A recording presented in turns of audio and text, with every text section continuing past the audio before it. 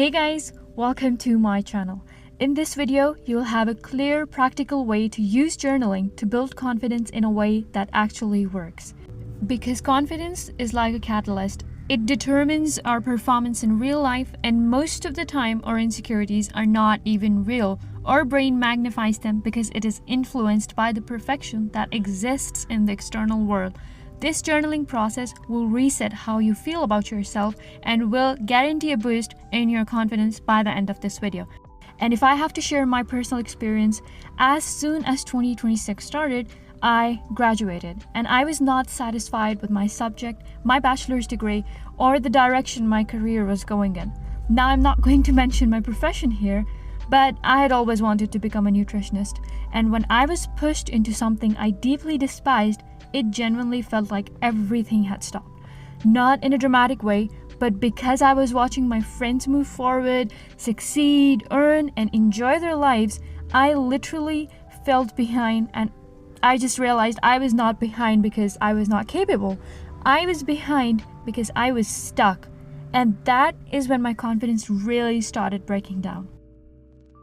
Journaling is what helped me rebuild my confidence and take control again. And that is why today I'm not just talking about journaling, I'm going to take you through the exact process I used while integrating my personal experience so you can apply it to your own life. And yes, confidence is not one single thing. You can be confident in your profession, your studies, your friendships, or your family, and still feel deeply insecure about your looks, your relationships, or anything else. This journaling process is not limited to one area of your life. It is designed to help you identify and work through confidence issues across different areas, whatever they may be. Now, before actually writing it down, we need to understand what actually causes these insecurities in the first place. And this is where most people get it wrong. Humans are wired for survival, not certainty. And because we don't know what the future holds, our brain naturally tries to protect us by making us hesitate, overthink, and avoid taking action.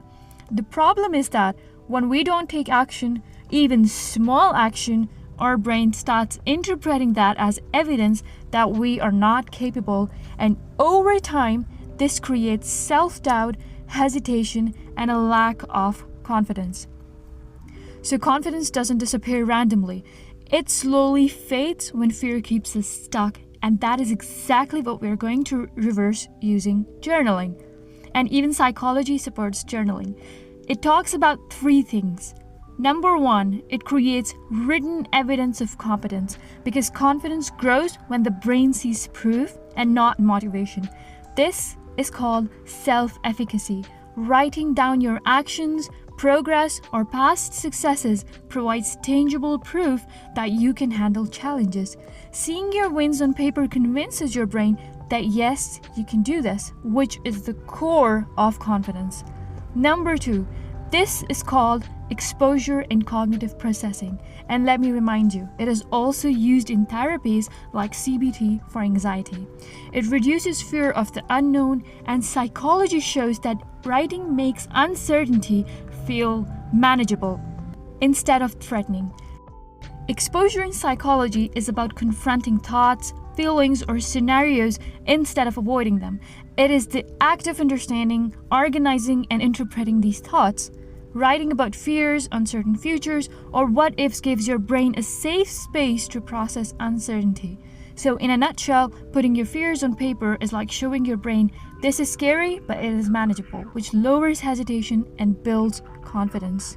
And number 3, it breaks that idea, because most of the time these insecurities are internal and not external. Now, how to actually integrate all of these into your journaling step by step. Step 1 is that you grab your journal and begin how you usually do, maybe with a dear diary or anything you feel comfortable with. Now write about your insecurities, what makes you feel less confident. Maybe you feel insecure about your nose, or in my case, I felt insecure about the career I was jumping into. Write whatever it is and write without filters. Step 2. Step 2 is where we trace the root cause. Write about the reason this insecurity affects you so much. Like if the shape of your nose makes you feel less confident, ask yourself what links it to your confidence. Is it because you feel like people keep looking at your nose, or is it because it has made your overall look feel awkward? In my case, my dissatisfaction with my subject was because I felt like it was not meaningful. It felt ordinary and not contributing. I'd always wanted to contribute to humanity, so I wrote about what made it feel ordinary to me. And now, step 3. Step 3 is where things get a little crucial, because this is the step where we study the root cause. By now, we know what is causing the insecurity, and trust me, before you know it, in this step, your mind has already started seeing it as harmless. Where it once used to become so defensive, like making you overthink, anxious, and hesitate, it now starts working on the solution.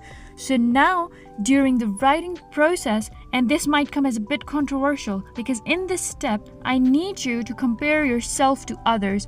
Compare your insecurities with their insecurities. Write about it. It is okay. The reason we are inspired by Bill Gates is because we think he went through a hard time in his life, something we struggle with daily. And even in psychology, this process is called social comparison theory. In this process, you don't compare yourself to feel happy about someone else's insecurities. You compare because it helps you view your insecurities and your struggles in life as normal and as complexity of life itself. So for instance, if you're feeling insecure about your body shape, or like me, your job, by comparing yourself, you know exactly where you stand on the graph, which realistically speaking is not even that bad, because once you know it, it finally leads to taking action and not just talking. The root cause in my case was that my career made me feel ordinary, while everyone around me in their careers served a purpose, the same purpose I'd always wanted for myself. This made me feel less confident because I felt less important. And journaling changed that. Because once I had navigated around what made me feel that way, I knew exactly what to do. And that was to find the exact purpose in my career. And guess what? I did. I found purpose in it because it lacked purpose to me, not because it was purposeless. I fantasized about what I used to fantasize about in my dream career and eventually found joy. I started working hard and gave my best effort, knowing that I was helping others. So this is where step 3 comes to an end. And now step 4. The final step is where you break that belief. Since you have already dealt with the root cause, you know exactly what will boost your confidence, and you already know you have not fallen behind. So in this step, you write all the moments in your life you can recall, small or big, where you were genuinely acknowledged, where your insecurities did not matter or were not noticed at all. Because at the end of the day, our lack of confidence is majorly caused by our external environment, rightly or wrongly. Journaling helps you create your own aesthetic and your own standard, and it leads you to your true traits instead of constantly trying to keep up with external standards. So this is a process you have to work on, and the first step is building your confidence to take action and to take risks. And this brings me to the end of my video. I hope this video helped, and by now you know the ways to work on your confidence. I am a small creator who is also on her way to make life work. So yeah, a subscribe wouldn't be bad. And of course, if you have your own personal story, comment it down. It helps others a lot.